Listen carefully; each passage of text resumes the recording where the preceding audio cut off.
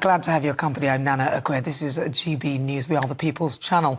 But there's always something going on in the royal household, and this week has been no different. And every Saturday, I love to give you a rundown. And who better to do so than royal biographer Angela Levin. Angela, welcome. Really good to talk to you. So it's been 2 years since the death of our late Queen. Yes, it's amazing, isn't it? It seems to have gone past very quickly, but also very slowly, isn't it? And I remember that just before she died, she was very, very unhappy and very much in pain. But Prince Charles, as he was then, made her come to the balcony, to the Jubilee, because he said that there were loads and loads of people, and she thought that they would be against her, but they weren't. And she did get dressed in green, and she came along, and that made her very happy. It was very sweet, I think, as did the drink with the Paddington Bear tea, which she did despite feeling in enormous pain. They both had honey on their bread.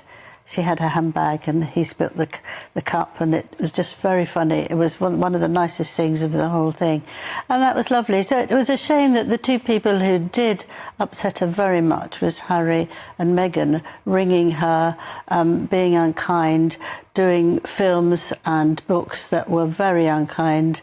And she'd lost her husband nearly 2 years ago before. Yeah. So she really sank after that because they'd been so close. And you could see it happening. And I think it was very cruel because they knew that she had cancer of the bones. And do we know that they definitely knew about it? Yes, because all the royal family were told about it well before. They didn't leak it, but they did know it, and a little courtesy would have been accepted. Well, I thought it was old age that she died of ultimately. No. So it was definitely that? Yes, it was definitely that. Oh. And the old age didn't help. I mean, my goodness.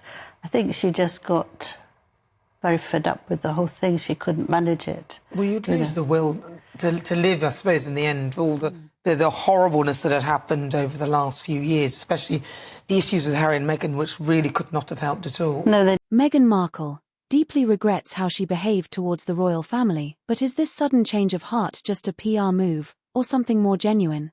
Eyes Today, we're breaking down the reports, the backlash, and why critics are calling it much too late. Let's get into it. Alright, let's rewind for a second. Back in early 2020, Meghan and Prince Harry dropped that bombshell announcement, stepping back from royal duties. Since then, their relationship with the firm has been, let's just say, complicated. We've had Oprah interviews, Netflix docs, explosive memoirs, all painting a pretty intense picture of royal life behind the scenes. Microphone fast forward to now, and according to several media reports, Meghan is said to deeply regret the way things unfolded, especially some of the things she's publicly said about the royal family. Sources claim she feels certain remarks backfired, and that she may have gone too far, too fast. Of course, none of this is an official statement from Meghan herself. These are insider claims being circulated in the press. But they've definitely sparked some heated conversations online. And here's where it gets spicy. Hot pepper # critics aren't exactly buying it. Royal commentators are saying this regret might be coming way too late to repair the damage. Some have pointed out that Meghan's comments have already reshaped how millions view the royal family, and walking didn't help her. She was very, very unhappy, and that's why Prince William, of course, is very annoyed. That's one of the reasons. But what's nice... An apology. Yeah, yes, you won't get it. How can you forget all of that and what the pressure that would have put on the Queen, and then they'd still be demanding some sort of... But if you're only focusing on yourself, then that's very easy. You know, you wipe out other people's issues. But what's very nice is that there's going to be an enormous garden for the Queen that's going to be ready in 2026. I have pictures on there. I hope you have them. And on Tuesday, they'd put in 300 plants, 300 flowers, to see that, to show what they're going to put. It'll be free to go in there, and it'll be absolutely beautiful, really. to see. That's lovely. So where will it be? In is this St John's Wood? Oh, so near St James's Park? Yes, no, not near St James's Park. Near Swiss Cottage and Finchley. So central London, around central London, and it'll be absolutely lovely. And they're trying an example of making these plants with earth and concrete. That's lovely. Actually, there's a new way of doing it. We should do a video, you and me, Angela. We should go and visit it and do what little thing for GB News. Well, I'm the first one who's got it. I managed to find out about it, and they sent me the pictures. No one else has got them.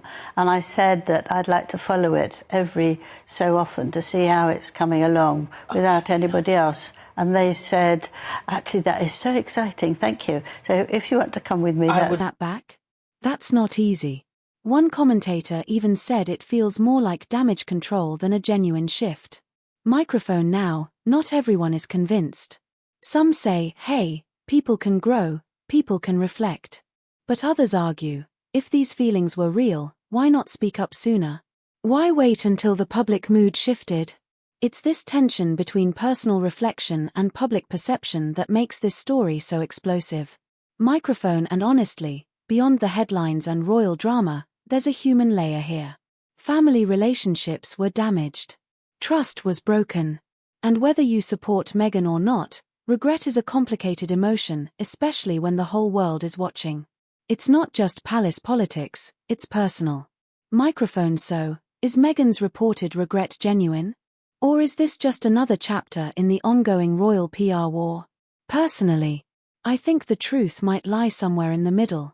But what do you think? Drop your thoughts in the comments below, I wanna hear your take. And hey, don't forget to hit that like button if you're following all this royal drama.